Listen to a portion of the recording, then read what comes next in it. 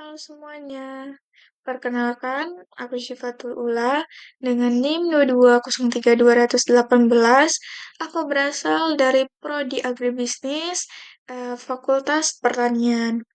Nah, aku ada tugas di sini yaitu terkait tentang materi Good Agriculture Practice atau yang biasanya disingkat menjadi GAP.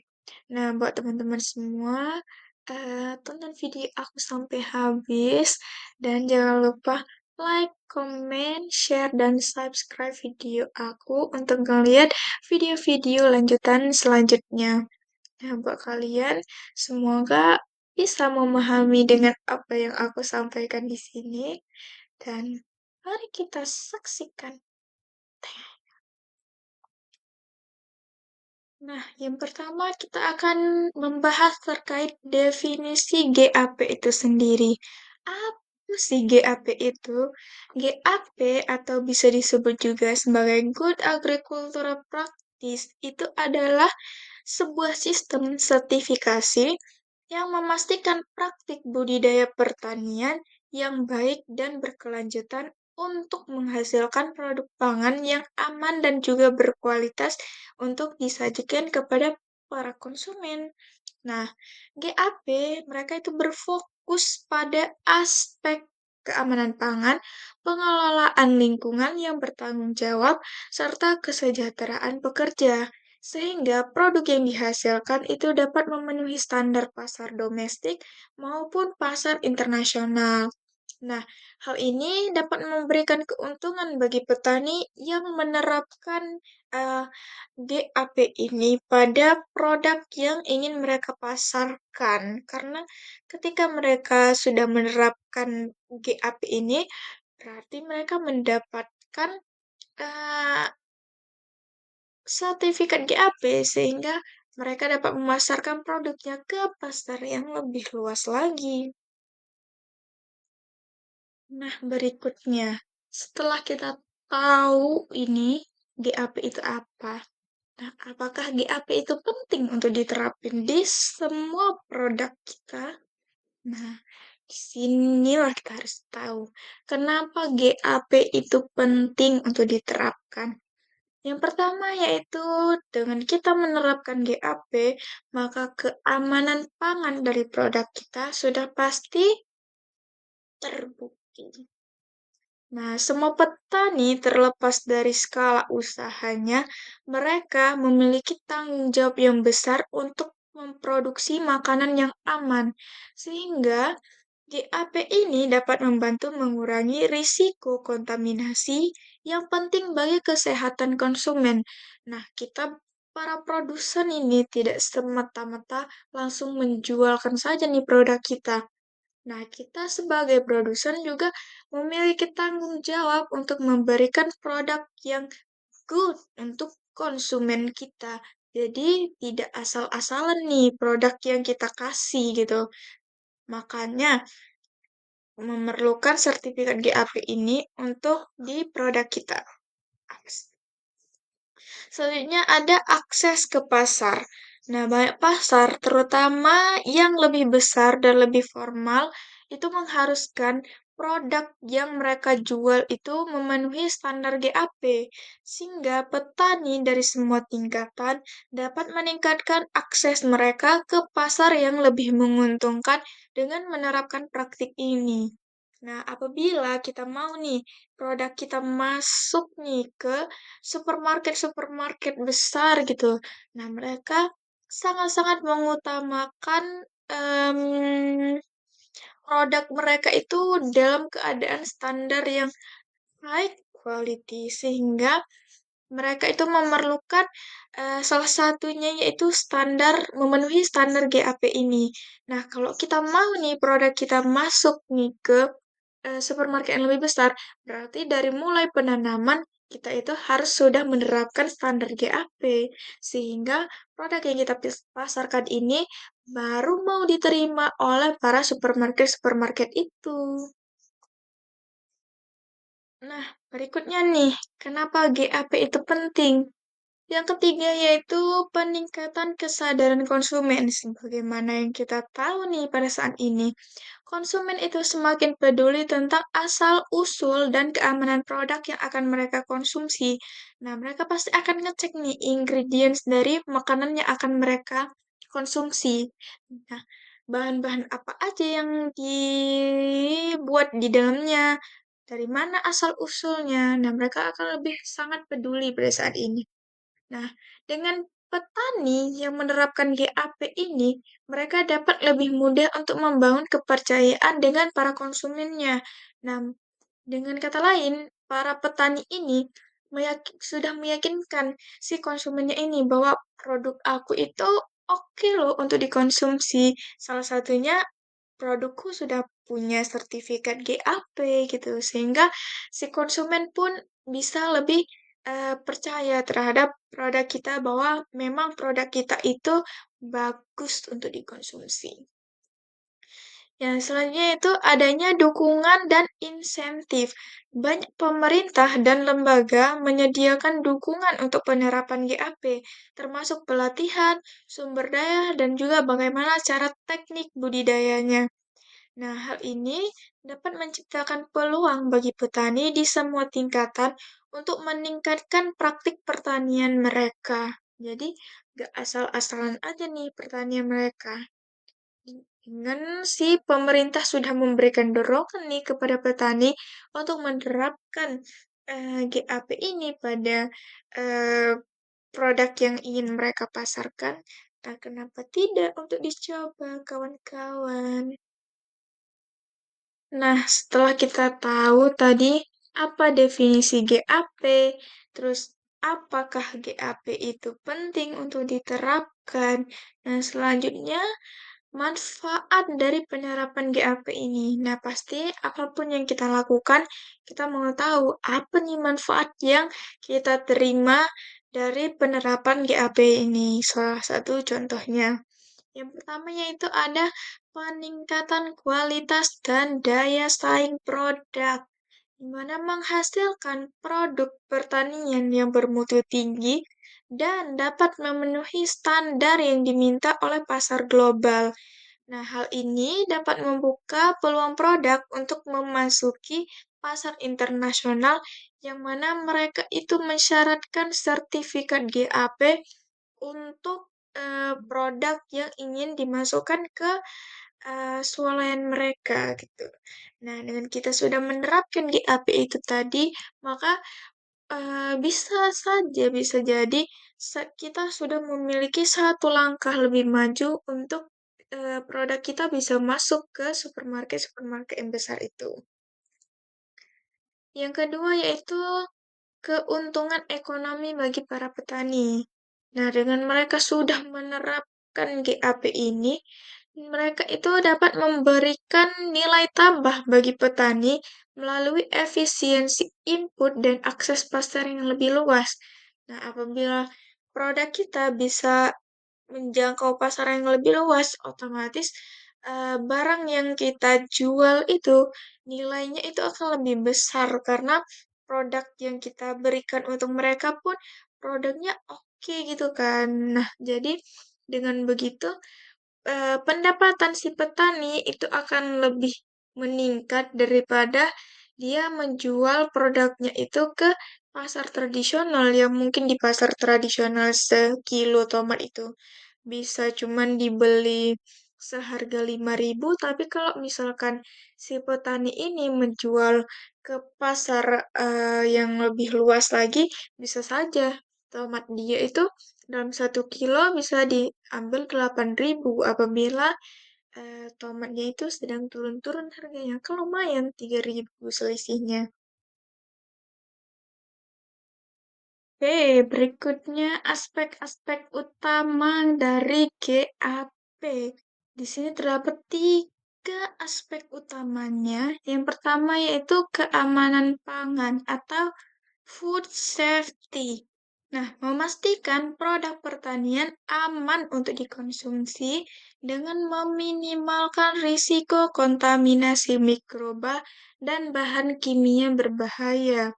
Nah, ini dapat dilihat dari pertama kita melakukan teknik budidayanya ya, baru kita tahu bahwa produk itu banyak menggunakan bahan kimia atau tidak gitu. Yang kedua yaitu kesejahteraan pekerja, memastikan keamanan, kesehatan, dan kesejahteraan pekerja yang terlibat dalam proses produksi pertanian. Nah, kita nih sebagai owner, owner nih. Nah, kita harus melihat juga kesejahteraan pekerja kita gitu. Nah, yang ketiga yaitu kualitas dan ketelusuran produk. Nah, kita menjamin kualitas produk yang konsisten dan memiliki kemampuan untuk dilacak dari hulu sampai ke hilir. Ini dapat memudahkan audit dan verifikasi kepatuhan produk. Nah, bahwa produk yang kita berikan itu selalu dalam kualitas yang baik, selalu dalam kualitas yang konsisten. Enggak yang pas pertama kali kita berikan kualitas produk kita itu oke, namun pada saat kita berikan produk kita yang selanjutnya, yang kedua, ketiga, tapi kualitas kita menurun. Nah, kita juga harus menjaga kualitas produk kita supaya tempat yang kita pasarkan ini atau resellernya itu mereka mau menerima produk kita lagi gitu. Mereka eh, yakin bahwa produk yang kita kasih itu akan selalu konsisten, terbukti dari setiap produk-produk yang kita kasih ke mereka. Gitu.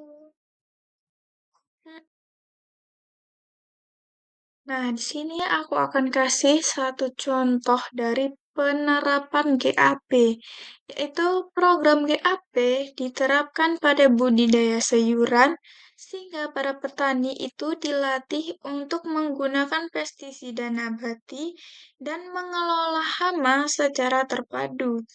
Nah, di sini aku akan kasih contoh pada tanaman tomat yang ditanam dengan menerapkan teknik pengendalian hama yang ramah lingkungan, sehingga hal tersebut dapat menghasilkan buah yang berkualitas lebih tinggi. Nah, hasilnya kualitas sayuran yang diberikan itu dapat meningkat dan mereka mampu menjual produk dengan harga yang lebih tinggi di pasar swalayan dan restoran, di mana pasar swalayan dan juga restoran ini mereka itu sangat mengutamakan produk segar dan juga sehat, jelas asal-usulnya untuk mereka sajikan pada konsumennya itu. Nah, sebagaimana yang kita tahu juga, pasar swalayan dan restoran itu harga jualnya itu bisa 2 kali lipat daripada tempat biasa. Jadi, sudah pasti mereka akan mencari produk-produk dengan kualitas terbaik untuk disajikan kepada para konsumennya. Di mana mereka itu nggak cuma hanya menyajikan visualnya saja untuk restoran, itu mereka nggak hanya menyajikan visualnya saja dari makanan tersebut, tetapi juga kualitas dan rasa itu harus mereka juga menjamin bahwa yang disajikan itu kualitas dan rasanya oke. Nah, dengan produk yang lebih aman dan berkualitas, sehingga konsumen bisa mulai lebih percaya terhadap produk lokal. Jadi, nggak semena-mena bahwa produk yang bagus itu hanya produk luar. Nah, dengan salah satunya penerapan GAP ini, sehingga mereka dapat percaya bahwa produk-produk sayuran dari lokal juga itu kualitasnya bisa sama dengan produk-produk yang dari luar negeri gitu. Nah, hal ini dapat memperkuat posisi petani di pasar.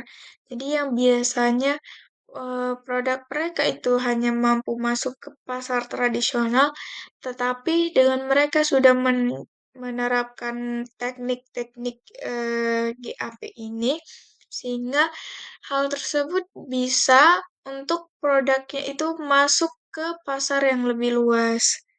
Nah, ini juga dapat membantu meningkatkan pendapatan mereka secara signifikan. Nah, sudah pasti juga nih, nilai jual dari produk dia itu akan lebih tinggi, bisa jadi 2 kali lipat ataupun bisa 1,5 dari harga yang biasanya mereka jual. Misal nih, biasanya dia jual tomatnya itu 1 kilo ke pasar tradisional itu hanya laku 4.000, tetapi jika dia jual produknya itu ke pasar swalayan yang mana kualitas produknya itu bisa mereka jamin dan bisa konsisten kualitas produknya dia itu, bisa jadi nih tomat yang harganya dijual ke pasar cuma bisa 4.000, tapi di pasar swalayan itu bisa dibeli dengan harga 2 kali lipat dari harga di pasar tersebut gitu. Sehingga dengan begitu pendapatan petani itu juga dapat lebih meningkat. Nah, adapun teknik penerapan GAP pada tomat dalam agribisnis itu terdapat beberapa teknik.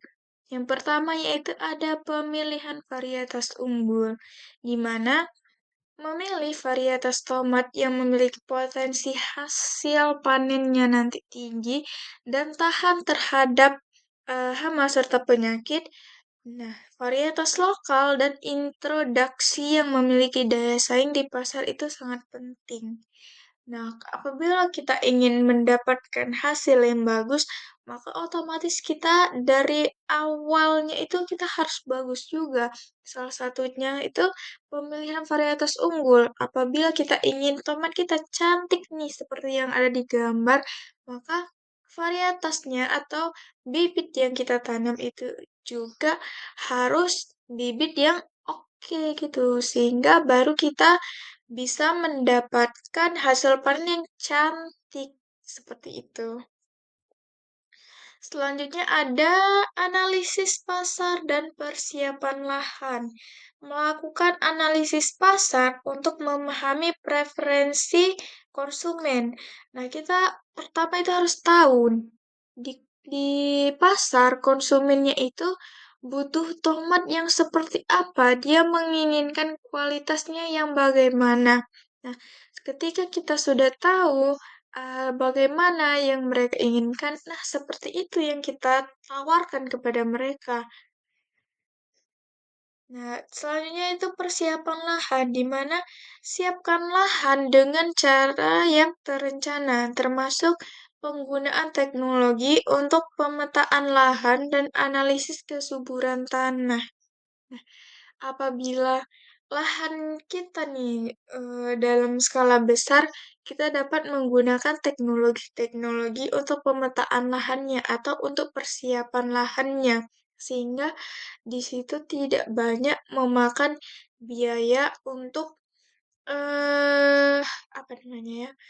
Untuk persiapan lahan tersebut gitu. Jadi dengan menggunakan teknologi, pekerjaan kita bisa jadi lebih cepat, terus biayanya juga yang dikeluarkan bisa lebih sedikit atau mungkin bisa setengah dari yang harusnya kita mengeluarkan biaya sebesar 1 juta untuk persiapan lahan jika lahan kita dalam skala sedang, tapi jika menggunakan teknologi bisa jadi biaya yang kita keluarkan lebih sedikit dari itu.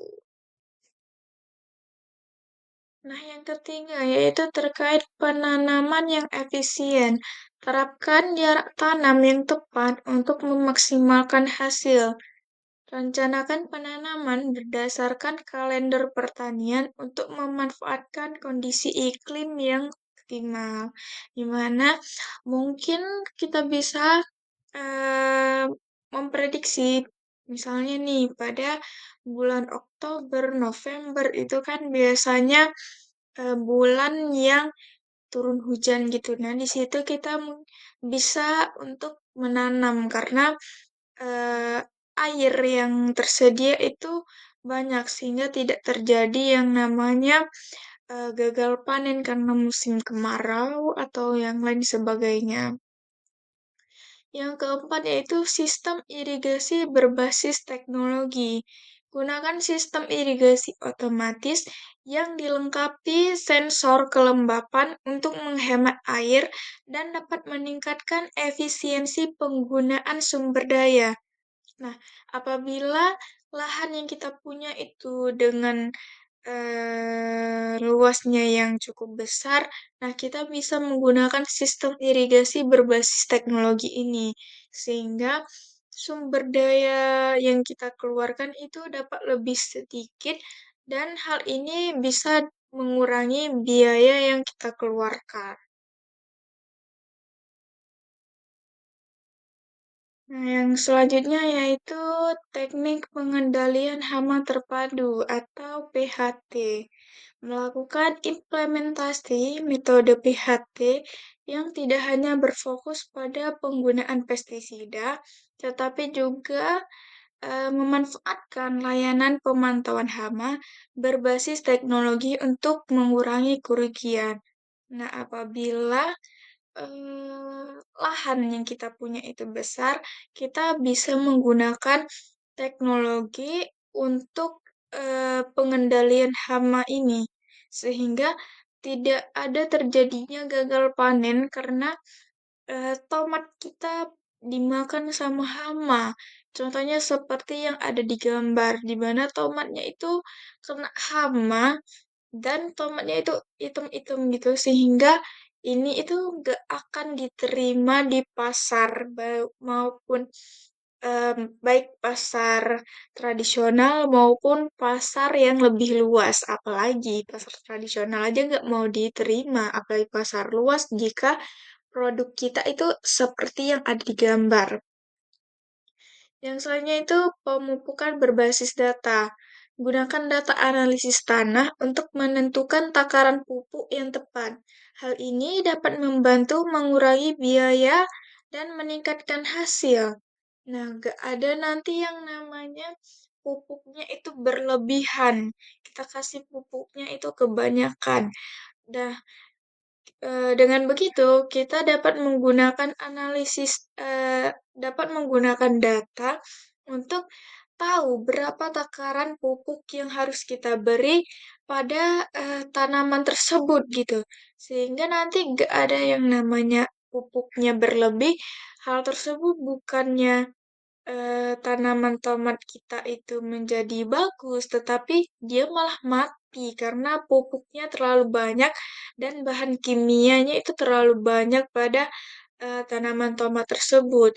Jadi lagi nanti gagal panen di akhir. Sehingga semua hal yang kita lakukan pada teknik pengendalian ini itu harus kita perhatikan dengan baik. Adapun teknik berikutnya yaitu rotasi tanaman untuk diversifikasi. Terapkan rotasi tanaman untuk mengurangi risiko kerugian akibat serangan hama dan penyakit. Diversifikasi tanaman juga dapat membuka peluang pasar baru. Nah, enggak selalu misal nih kita tanam tomat.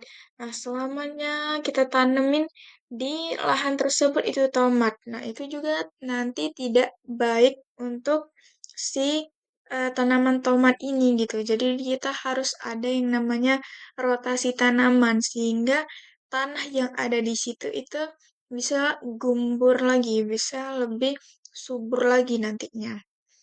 Selanjutnya yaitu ada penggunaan mulsa untuk efisiensi, di mana pemakaian mulsa yang tepat ini dapat membantu menjaga kelembapan tanah, mencegah gulma, dan mengurangi biaya pemeliharaan.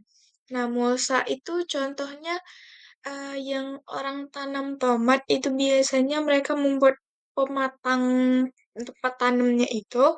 Nah, di atasnya itu kan ada dikasih plastik gitu, plastik hitam yang dikasih bolong-bolongan.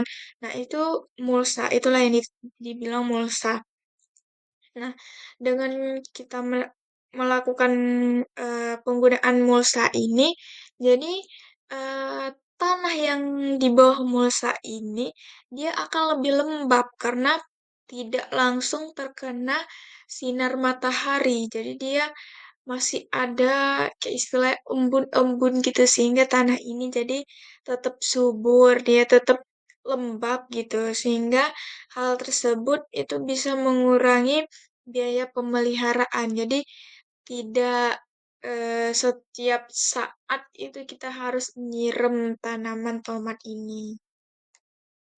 Berikutnya itu teknik pemanenan yang tepat dan efisien. Pemanenan harus dilakukan pada waktu yang tepat untuk mendapatkan kualitas produk yang baik. Dengan menggunakan teknik pemanenan yang efisien, ini dapat mengurangi kerusakan dan meningkatkan nilai jual.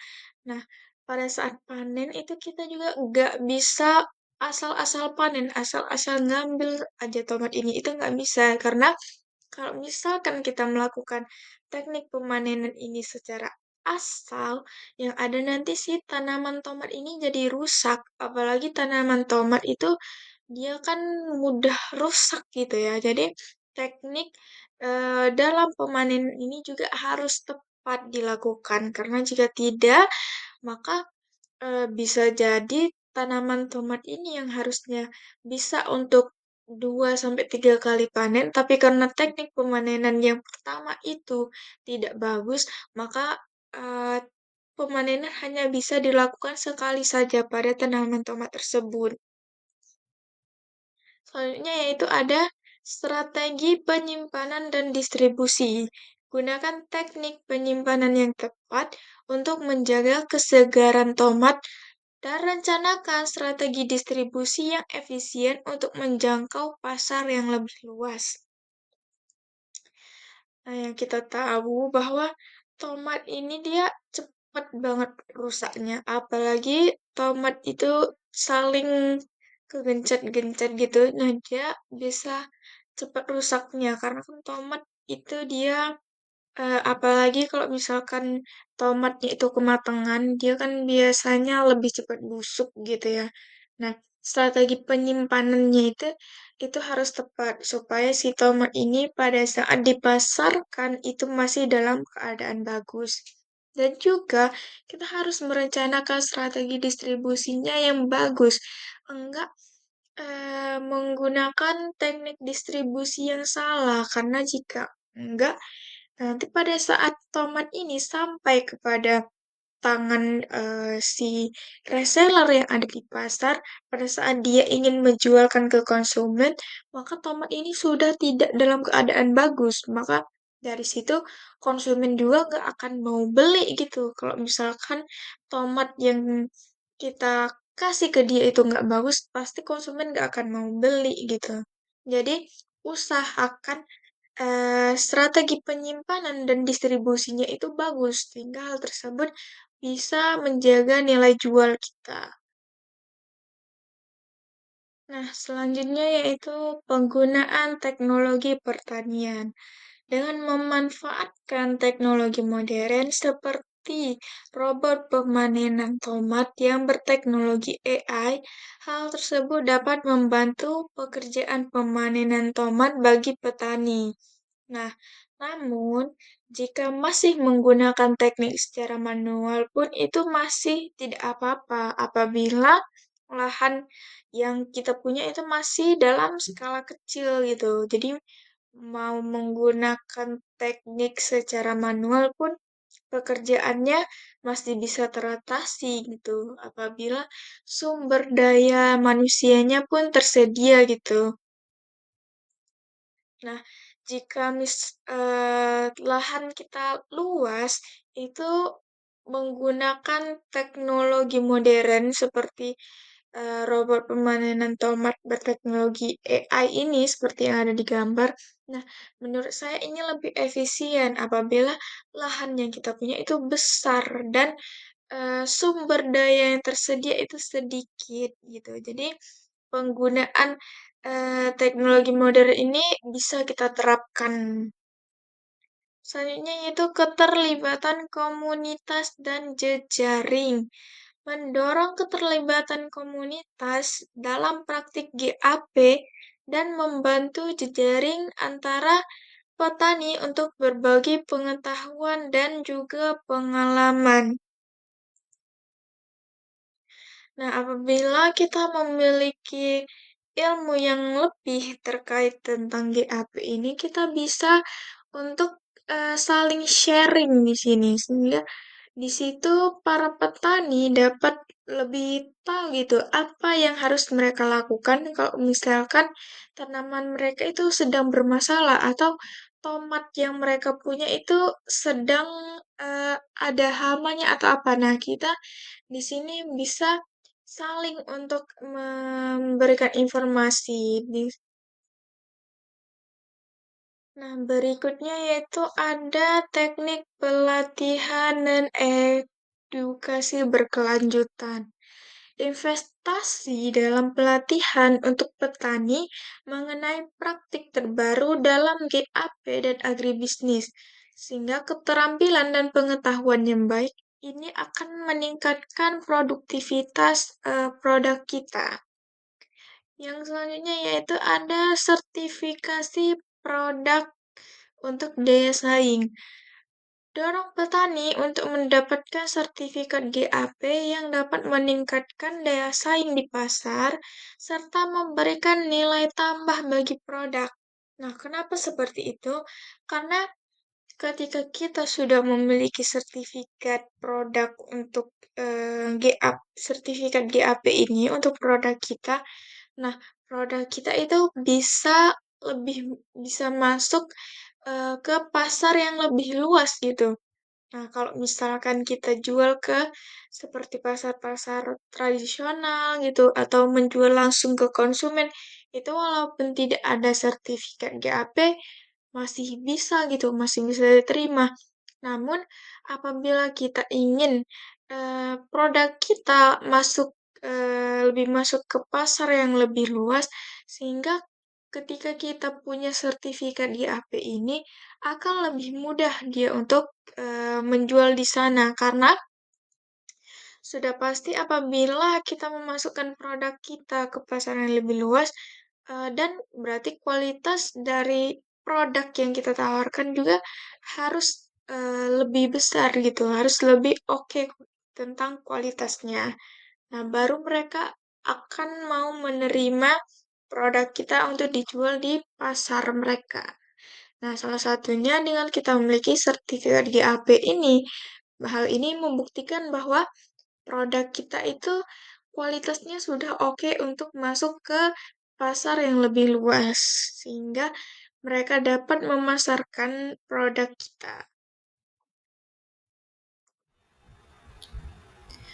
Nah, teman-teman, di sini aku akan membahas terkait studi kasus yang ada pada GAP, yang mana studi kasusnya itu terkait tentang penerapan GAP pada produk saus dua belibis. Nah, sebagaimana yang kita tahu bahwa saus dua belibis ini telah menjadi salah satu merek saus yang dikenal cukup luas di Indonesia, terutama di kalangan para pecinta kuliner pedas. Nah, dengan menonjolkan cita rasa yang otentik dan dengan menggunakan bahan baku yang berkualitas, perusahaan ini mereka berkomitmen untuk adanya menerapkan good agricultural practice ataupun yang bisa dikatakan yaitu sebagai GAP dalam setiap tahap produksi. Nah, di mana hal ini bertujuan untuk memastikan bahwa saus yang dihasilkan itu tidak hanya rasanya yang enak, tetapi juga saus tersebut aman dan sehat untuk dikonsumsi bagi konsumennya. Nah, sebagaimana Yang kita ketahui bahwa ketika kita membeli suatu produk, tidak hanya rasanya saja yang kita perhatikan, tetapi ingredients yang terdapat di dalam produk tersebut juga itu aman untuk kita konsumsi sebagai konsumen. Nah, maka dengan itu perusahaan dari produk saus dua belibis ini, mereka menerapkan si GAP ini. Hal ini bertujuan supaya saus yang mereka jual kepada konsumen itu tidak mengecewakan eh, ekspektasi si konsumen ini, sehingga dengan begitu si konsumen ini akan setia terhadap saus yang mereka jual. Dengan begitu, setiap kali produksi, maka saus yang mereka jual itu akan terjual dengan baik.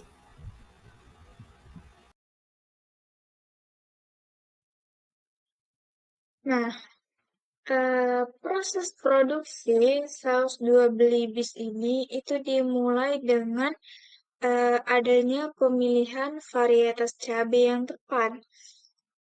Perusahaan bekerja sama dengan petani lokal untuk memilih varietas cabai yang memiliki rasa pedas yang khas dan ketahanan terhadap hama. Dengan menggunakan bibit unggul, dua belibis memastikan bahwa cabai yang dipanen ini memiliki tingkat kualitas terbaik yang dibutuhkan dalam pembuatan saus. Nah, si perusahaan dari produk saus dua belibis ini pada saat proses produksinya itu dimulai, mereka tidak hanya melihat eh, cara untuk proses produksinya, tetapi mereka juga melihat bahan baku yang digunakan itu sesuai tidak dengan standar kualitas yang sudah mereka tetapkan. Nah, bagaimana mereka bisa mengetahui bahwa bahan baku yang mereka gunakan itu sesuai dengan standar kualitas yang mereka sudah terapkan? Itu salah satunya yaitu dengan cara perusahaan ini bekerja sama dengan petani lokal untuk melihat atau memilih varietas cabai yang memiliki rasa pedas yang khas dan ketahanan terhadap hamanya itu bagus. Nah, dengan begitu mereka bisa tahu nih standar kualitas dari si cabai yang akan mereka pakai untuk sausnya itu standarnya bagaimana, standar ketahanannya itu bagaimana. Nah, dengan begitu baru sih eh, perusahaan dari produk saus dua belibis ini membeli bahan baku tersebut dari si petani. Oke, berikutnya itu setelah panen, cabai yang diproduksi langsung diolah di pabrik yang menerapkan standar kebersihan dan keamanan pangan yang ketat, di mana proses pengolahan itu dilakukan dengan perhatian khusus terhadap sanitasinya, termasuk penggunaan peralatan yang bersih dan proses pengolahan yang higienis. Hal ini memastikan bahwa saus dua belibis ini terhindar dari yang namanya kontaminasi dan memenuhi standar kualitas yang tinggi. Nah, tidak hanya di bahan baku saja mereka melihat tingkat standar kualitas yang sudah mereka tetapkan, tetapi pada saat masa prosesnya dan setelah cabainya ini dibeli dari petani lokal tadi dan cabai tersebut diproduksi langsung diolah di pabriknya dengan mereka menetapkan standar kebersihan dan juga keamanan pakan. Hal ini mereka lakukan dengan menetapkan perhatian khusus terhadap sanitasi. Bagaimana cara mereka menetapkan perhatian khusus itu? Eh, Hal tersebut, perhatian khususnya itu termasuk dari penggunaan peralatan yang bersih dan proses pengolahannya itu yang higienis, sehingga tidak ada yang namanya nanti produk mereka ini akan membuat si konsumennya ini kenapa-napa gitu. Nah, dengan begitu, saus dua belibis ini terhindari dari yang namanya kontaminasi dan mereka dapat memenuhi standar kualitas yang tinggi. Nah, nextnya yaitu saus dua pelibis ini juga mereka ada melakukan yang namanya pengujian laboratorium pada setiap batch produk untuk memastikan bahwa saus bebas dari yang namanya residu pestisida dan dapat memenuhi standar keamanan pangan. Dengan label yang sudah jelas dan transparan mengenai komposisi dan keamanan produk yang ada pada saus dua belibis ini, maka saus dua belibis mampu membangun kepercayaan konsumen di pasar yang semakin kompetitif, di mana dengan sudah tersedianya berbagai macam informasi terhadap si saus dua belibis ini, bahwa eh, bahan baku yang mereka gunakan itu merupakan bahan baku pilihan yang bagus, terus proses produksi mereka juga memenuhi standar, di mana standar higienisnya diperhatikan, peralatan yang digunakan itu juga merupakan bersih gitu. Nah, dengan begitu, eh, dengan label yang sudah jelas dan transparan mengenai bagaimana komposisi dan keamanan terhadap produk saus dua belibis ini, maka mereka itu mampu membangun tingkat kepercayaan konsumennya di pasar yang semakin kompetitif, di mana si konsumen makin percaya bahwa saus dua belibis ini itu aman untuk dikonsumsi karena semuanya sudah transparan dijelaskan oleh si eh, perusahaannya gitu. Oke, selanjutnya itu penerapan GAP itu tidak hanya meningkatkan kualitas produknya, tetapi juga memberikan dampak positif bagi citra merek si saus dua belibis ini, di mana konsumen yang semakin peduli terhadap kesehatan dan kualitas makanan yang mereka konsumsi, ini cenderung memilih produk yang menerapkan praktik pertanian yang baik.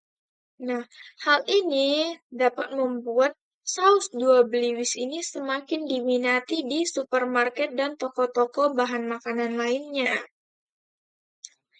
Nah, dengan si perusahaan saus dua belibis ini, mereka menerapkan eh,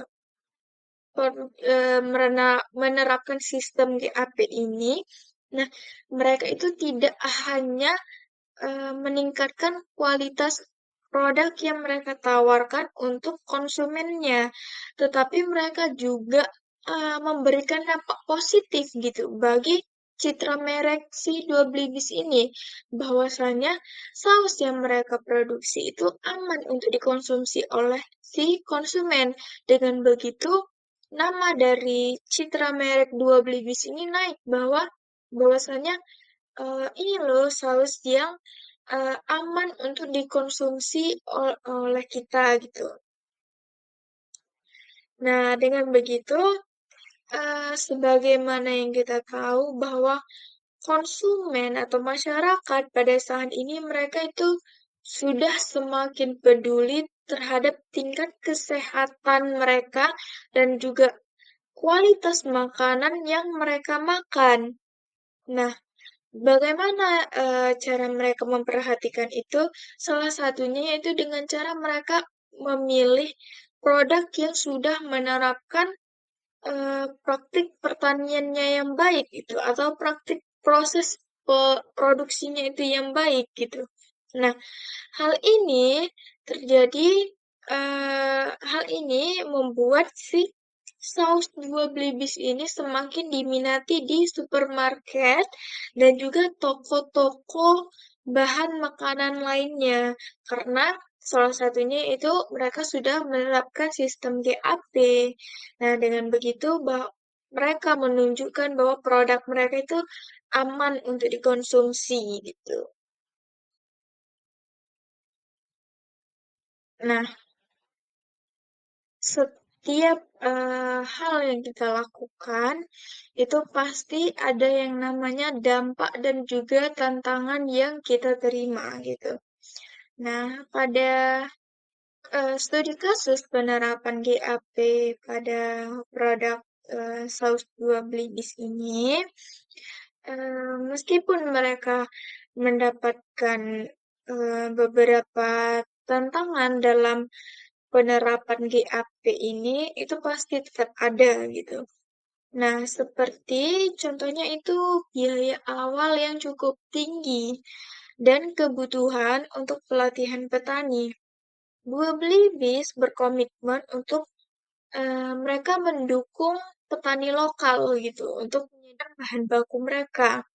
Mereka menyediakan pelatihan dan sumber daya bagi petani untuk menerapkan sistem GAP sehingga menciptakan ekosistem yang saling menguntungkan antara produsen dan juga petani, antara produsen dan juga eh, si eh, perusahaan saus dua belibis ini gitu.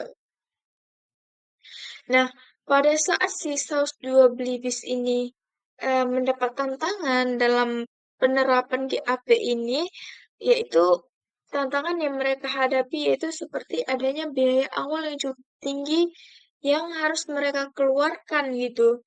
Di mana biaya awal ini dibutuhkan untuk pelatihan petani. Nah, saus dua belibis ini mereka berkomitmen untuk mendukung petani lokal sebagai penyedia bahan baku cabai untuk eh, produksi saus mereka. Nah, mereka menyediakan kegiatan pelatihan dan sumber daya bagi petani untuk menerapkan sistem GAP pada proses penanaman cabai mereka gitu. Nah, kenapa hal ini mereka terapkan? Karena si eh, perusahaan saus dua belibis ini mereka menetapkan tingkat standar kualitas yang mereka mau pada bahan bakunya gitu.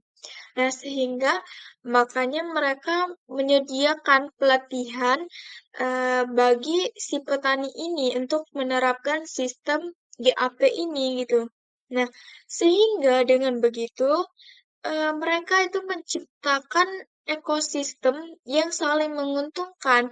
Nah, menguntungkan antara siapa? Menguntungkan antara si perusahaan saus dua belibis ini mendapatkan bahan baku yang memenuhi standar kriteria mereka untuk proses produksi sausnya, dan si petani mendapatkan manfaat juga gitu dengan adanya menerapkan sistem GAP ini.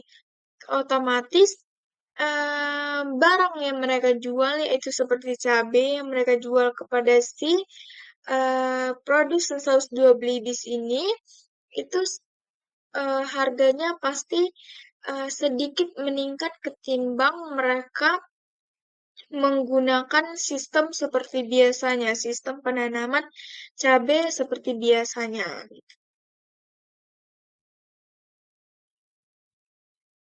Oke, pada studi kasus penerapan GAP pada produk saus dua belibis ini, secara keseluruhan, studi kasus saus dua belibis ini menunjukkan bahwa dengan adanya penerapan Good Agricultural Practice atau GAP dalam proses produksi itu tidak hanya meningkatkan kualitas dan keamanan produk, tetapi juga berkontribusi pada keberlanjutan dan kesejahteraan masyarakat.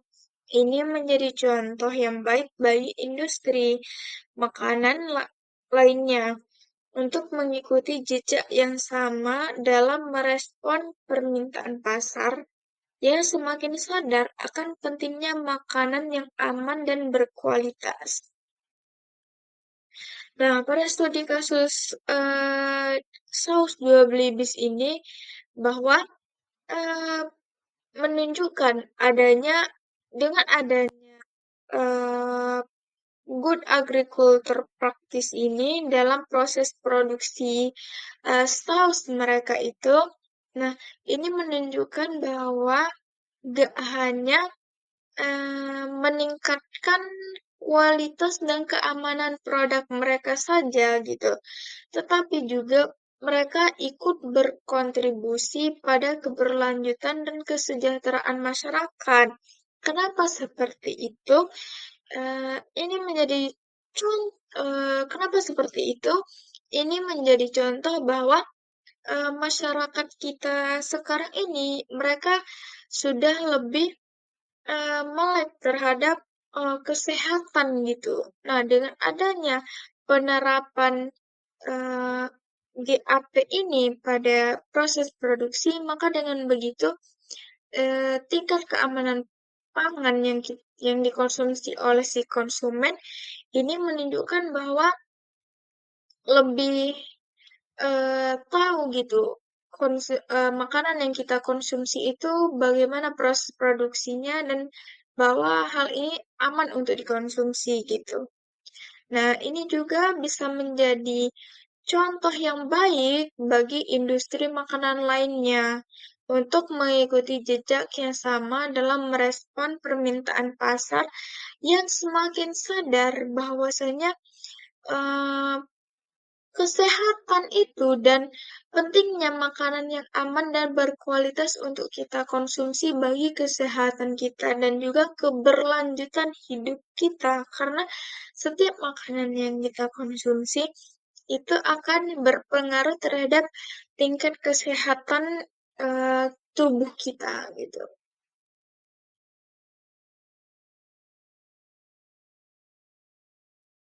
Oke, dari materi yang aku paparkan tadi, kita bisa menarik sebuah kesimpulan di mana Good Agricultural Practice ini atau GAP adalah sebuah sistem sertifikasi yang penting untuk memastikan praktik budidaya pertanian yang aman, berkualitas baik, dan berkelanjutan, sehingga penerapan GAP berfokus pada keamanan pangan, pengelolaan lingkungan yang bertanggung jawab, dan kesejahteraan pekerja, sehingga petani dapat meningkatkan akses ke pasar yang lebih menguntungkan dan pasar yang lebih luas. Contohnya itu seperti dia bisa memasarkan ke pasar swalayan ataupun ke restoran-restoran yang mana mereka itu mengutamakan produk yang mereka jual itu dengan kualitas yang tinggi.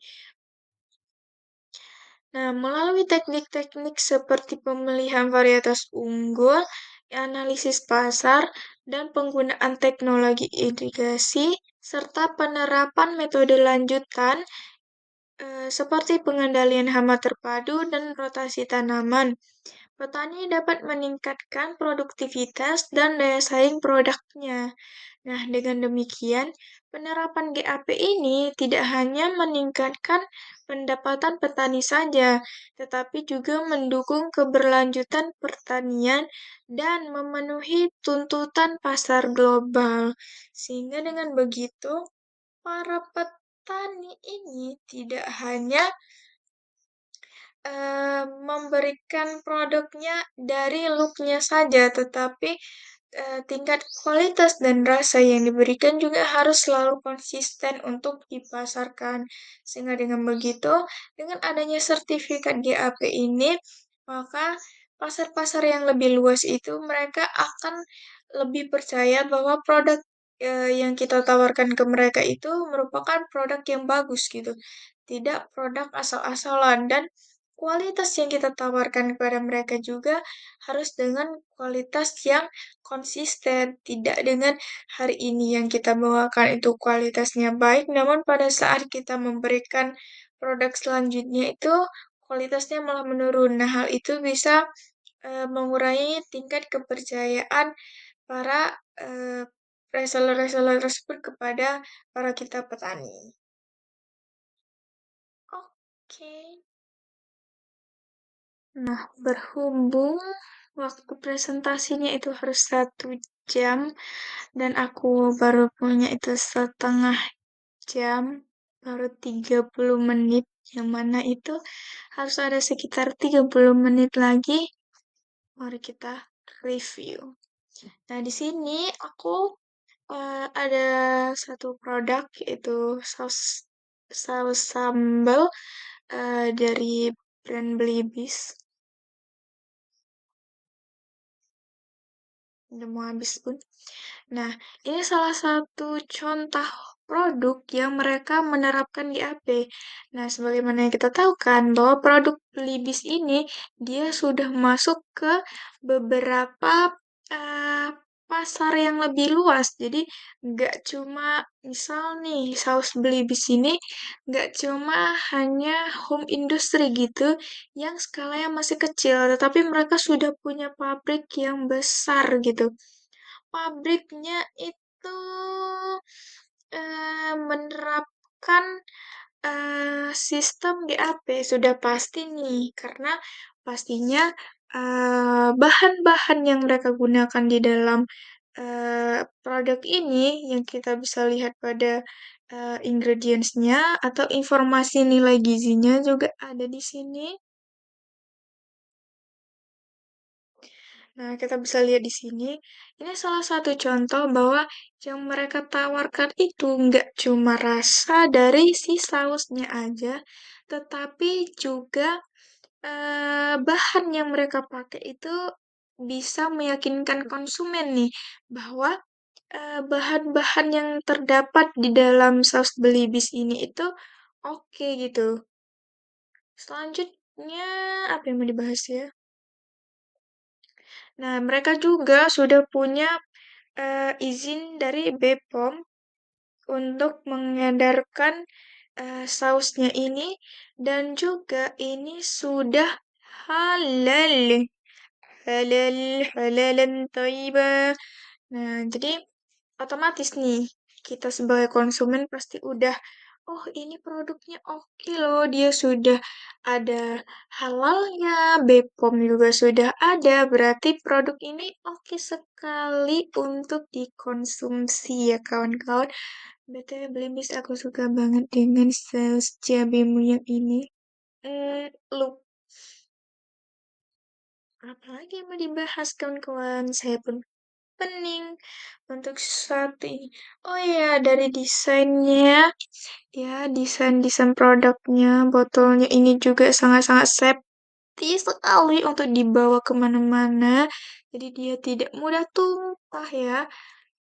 Dan di botolnya ini, ditutupnya itu, dia ada tulisan Belibis dan juga ada 2 gambar bebek di sini. 2 Belibis judul nama produknya. Dari desainnya sih oke ya, aku suka. Snapty dia tidak begitu besar. Oh iya, dia ada dalam beberapa ukuran yang aku punya ini dia ukuran 135 mili. Cocok banget untuk kalian yang suka makan gorengan.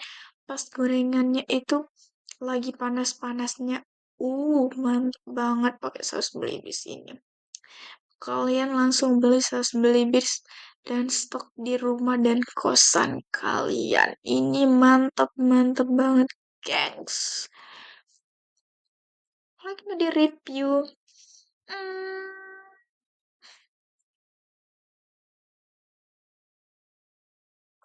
aku pusing mau mereview apa. Tapi jawabanku hari ini bagus. Oke, apa lagi ya? Masalahnya ini harus ada setengah jam lagi, Melstay. Apa yang mau saya bilang? Tentang saus belibis, oke.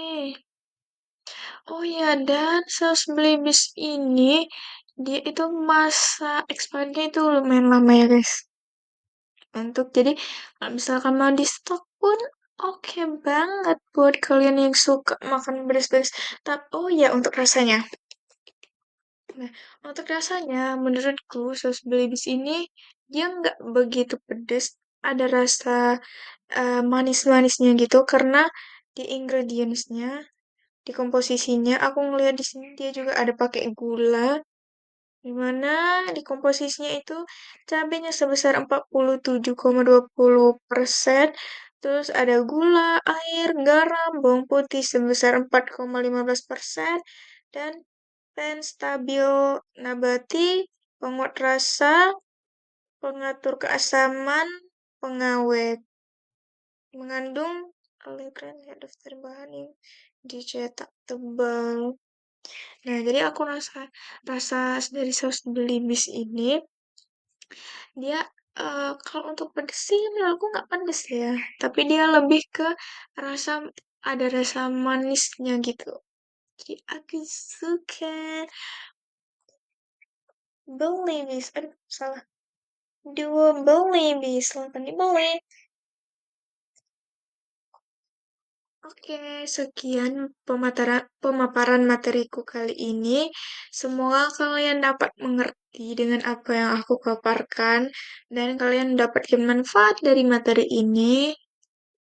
Oke, sekian dari aku.